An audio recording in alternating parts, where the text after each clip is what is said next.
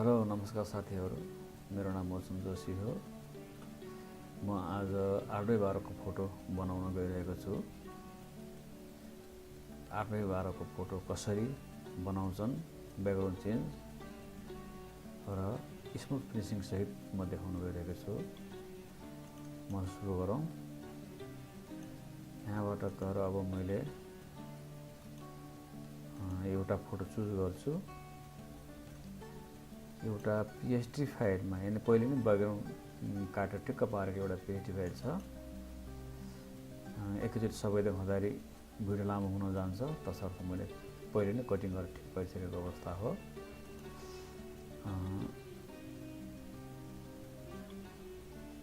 अब म यहाँ एउटा फोटो लिन गइरहेको छु। आज यो फोटो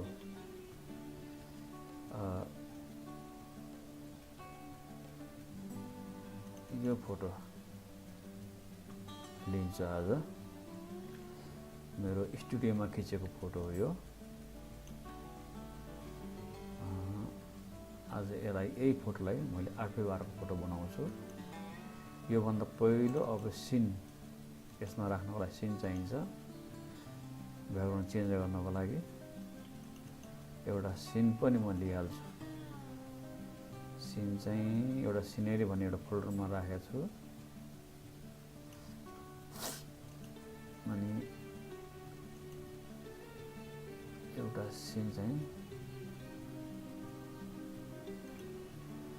यो सिन ठिक होला। यो सिन ठिक छ। यो सिनमा यसलाई त पहिला मैले 8/12 को साइज बनाउँछु। 8/12 यो यहाँनिर 8 इन्ची, यो 12 इन्ची, यो 300 रेजोल्युसन 300 गराउनु पर्छ। यसैमा 8/10 को बनाउनु पर्यो भने यहाँ 8 यहाँ 10 गराएर 300 गराउने हो। अनि यसैमा 6/8 को गराउनु पर्यो भने यहाँ 6 यहाँ 8 अनि यहाँ 300 गराउने हो। 1300 छ भनेपछि 1300 को हिसाबले, ठाडो छ भने ठाडोको हिसाबले हाइट वेट लेखेको हुन्छ यहाँनिर। यो हाइट भनेको ठाडो हो, यो 1300 हो। त्यही हिसाबले म यो ठाडो फोटोलाई ठाडै हिसाबमा यो चाहिँ हाइटमा राखेको छु 12लाई। अब यसले चाहिँ क्रप गरेर पहिला यसलाई साइज बनाउँछु। साइज भयो।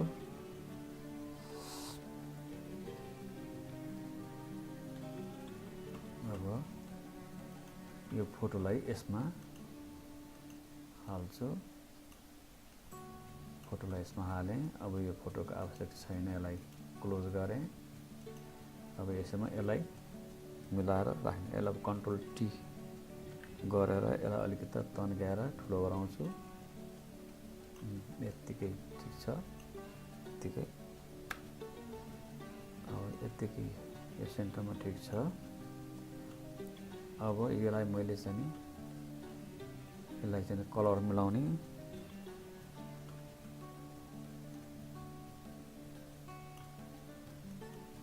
अब अरू स्मुथ फिनिसिङ गर्न बाँकी नै छ। पहिला त्यो फिनिसिङ गर्नुभन्दा अगाडि यसलाई मैले जेबिजीमा लगेर चाहिँ सेभ गर्छु।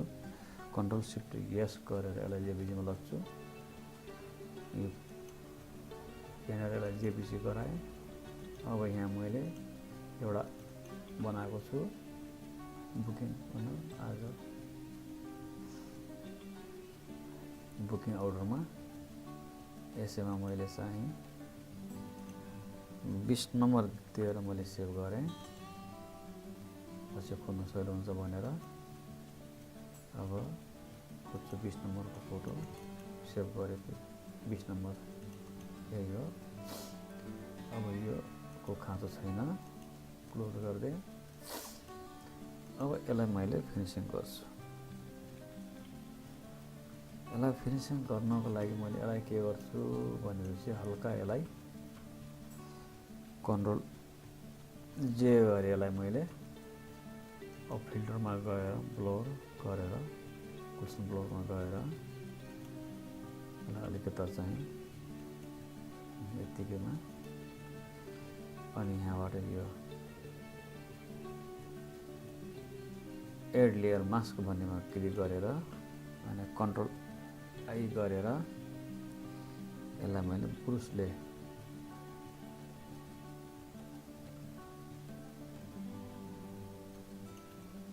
यो ब्रुसले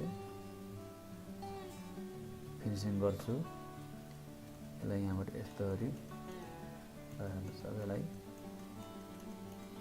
राम्रोसँग मिलाएर फिनिसिङ गर्छु।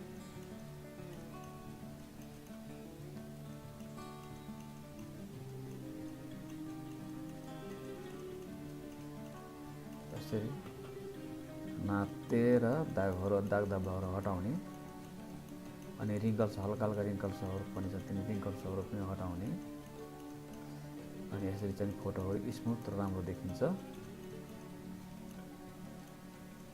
यसरी दागहरू हटाएपछि हटिहाल्छ। यो चाउरी परेको झ्याउरी परेको अनुहार चाहिँ यसरी हामीले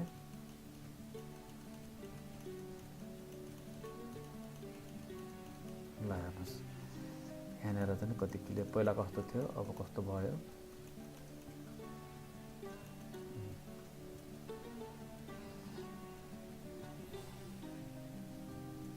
यसलाई यहाँनिर अलिक ठुलो गराउँछु।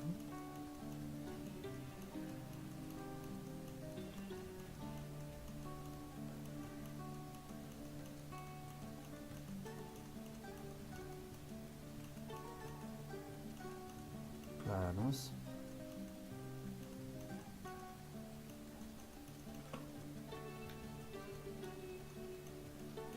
पक्राहरूलाई पनि अलिकति स्मुथ गराउन सकिन्छ। यो कत्ला कत्ला जस्तो भएको छ नि त्यसलाई चाहिँ सफा गर्दाखेरि यसरी मसिन गराउन सकिन्छ।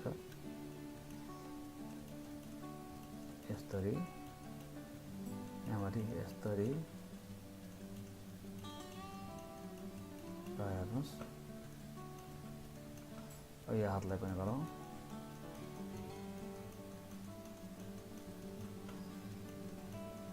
ल हेर्नुहोस्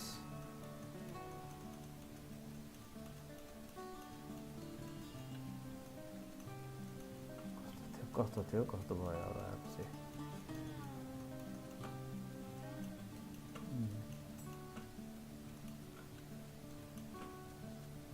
अलिकति सानो ब्रस गराएर यो छेउछाउमा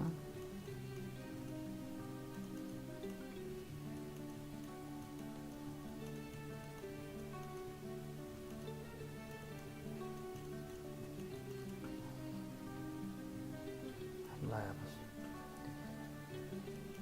पहिला यस्तो थियो, अहिले यस्तो भयो, यस्तो थियो यस्तो भयो। अझ यसलाई पनि अझै चाहिँ कलर टोन दिन सकिन्छ। यसलाई अब कन्ट्रोल शिफ्ट ई गरेर मर्ज गर्ने अनि फेरि अर्को लेयर लिएर हामी यहाँबाट गएर सफ्ट लाइट दिने हो भनेपछि यसको चाहिँ चमक र आएको हुन्छ। यसलाई पनि हेर्न सकिन्छ। पहिला यस्तो थियो अहिले यस्तो भयो, यस्तो थियो यस्तो भयो। अब यसमा तपाईँले चाहिँ कन्ट्रोल ई गरेर फेरि यसलाई पनि मर्ज गर्ने अनि